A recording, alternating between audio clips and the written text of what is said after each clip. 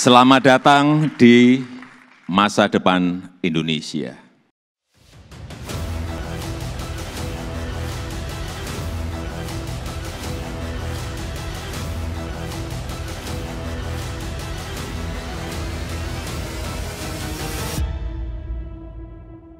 IKN Wujud Perubahan Peradaban Indonesia. Ibu Kota Nusantara, IKN, merupakan wujud perubahan peradaban Indonesia dengan menghadirkan konsep pembangunan Indonesia sentris. Melalui pembangunan IKN, Presiden Joko Widodo mengatakan, pembangunan dan angka perekonomian daerah yang tinggi nantinya tidak lagi hanya terpusat di Pulau Jawa. Demikian disampaikan Presiden dalam sambutannya pada kegiatan Ibu Kota Nusantara Sejarah Baru Peradaban Baru di The Ballroom Jakarta Theater, Jakarta, pada Selasa, tanggal 18 Oktober tahun 2022. Indonesia perlu keadilan ekonomi. Sekali lagi ada 17.000 pulau, bukan hanya satu pulau. Perlu kesetaraan pembangunan, perlu pemerataan pembangunan. Ini yang ingin kita hadirkan, yaitu dengan membangun ibu kota Nusantara. Presiden menuturkan, Nusantara dibangun dengan konsep kota pintar masa depan berbasis alam dengan 70% area di IKN merupakan area hijau. Lahan yang digunakan dalam pembangunan IKN saat ini, kata Presiden, merupakan hutan produksi monokultur dengan satu jenis pohon yaitu pohon eukaliptus yang ditebang setiap 6-7 tahun sekali. Itu hutan produksi yang setiap 6 tahun, 7 tahun ya ditebang. Ini yang kita ingin kembalikan, justru nantinya ingin kembali jadi hutan heterogen dengan pohon asli dan endemik dari Kalimantan, sehingga kita harapkan nanti menjadi hutan hujan tropis lagi, tropical rainforest lagi di Kalimantan. Langkah pertama untuk mewujudkan hal tersebut yaitu pemerintah menyiapkan pusat persemaian yang telah dibangun pada bulan Juni lalu.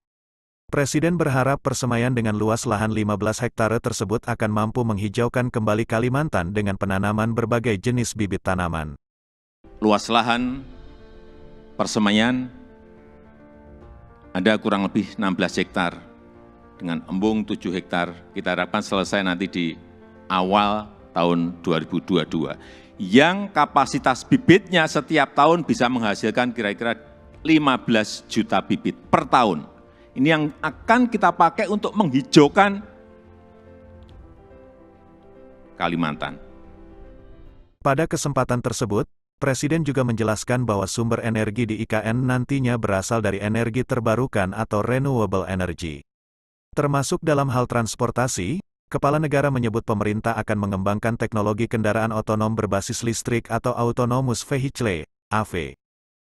80% sumber energinya adalah berasal dari renewable energy. Mobil di sana nanti harus mobil listrik. Kemudian 80% transportasinya adalah transportasi umum, autonomous vehicle, tanpa awak dan tanpa sopir. Jadi yang kita hargai di sana adalah pejalan kaki.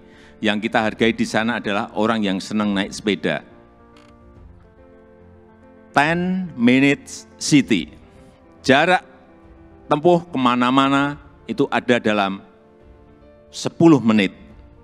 Lebih lanjut, Presiden mengatakan bahwa budaya kerja yang akan dibangun di IKN nantinya adalah budaya kerja produktif. Budaya tersebut, kata Presiden, dapat diwujudkan dengan didukung tata kelola dan manajemen yang baik, serta implementasi teknologi yang mumpuni. Smart living, smart city, layanan masyarakat lewat aplikasi, akte lahir, akte nikah lewat HP, paperless, ini yang ingin kita bangun. Presiden sampaikan peluang investasi di IKN kepada para investor.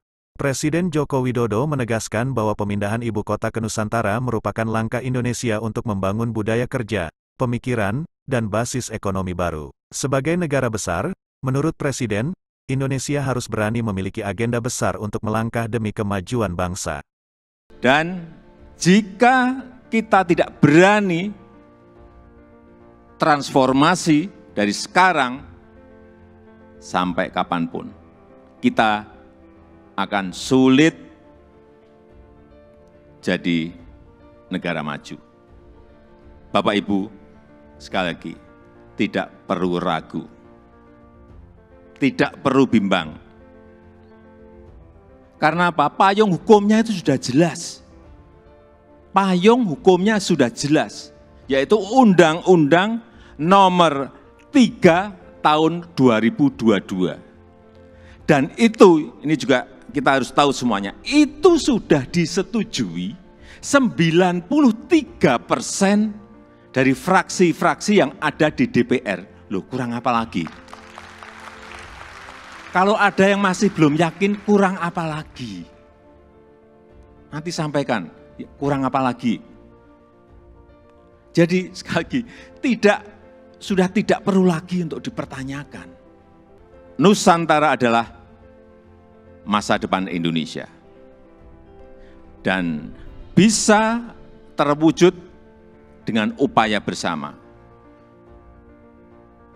Bukan hanya pemerintah yang bergerak, bukan hanya pemerintah, karena memang pemerintah hanya kurang lebih menyiapkan 20% dari budget yang ada. 80% kita berikan kesempatan kepada investor, kepada investasi.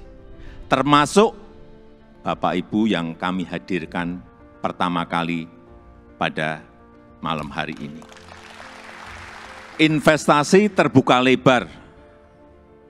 Bapak Ibu bisa pilih, mau di mana, mau investasi di sebelah mana, mau di kawasan inti, ya harganya beda. Di financial center, di kawasan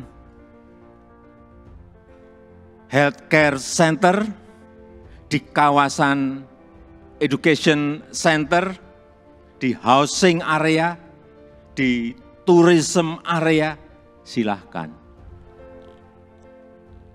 Saya sampaikan ini adalah kesempatan pertama dan kesempatan emas yang tidak akan terulang lagi. Inilah saatnya mencatat sejarah Indonesia dan inilah saatnya melakukan lompatan. Inilah saatnya kita semua menjadi pelaku sejarah Indonesia masa depan. Dan dengan upaya kita bersama, dengan semangat gotong royong kita bersama, saya yakin 17 Agustus 2024 kita bisa merayakan bersama-sama di Nusantara.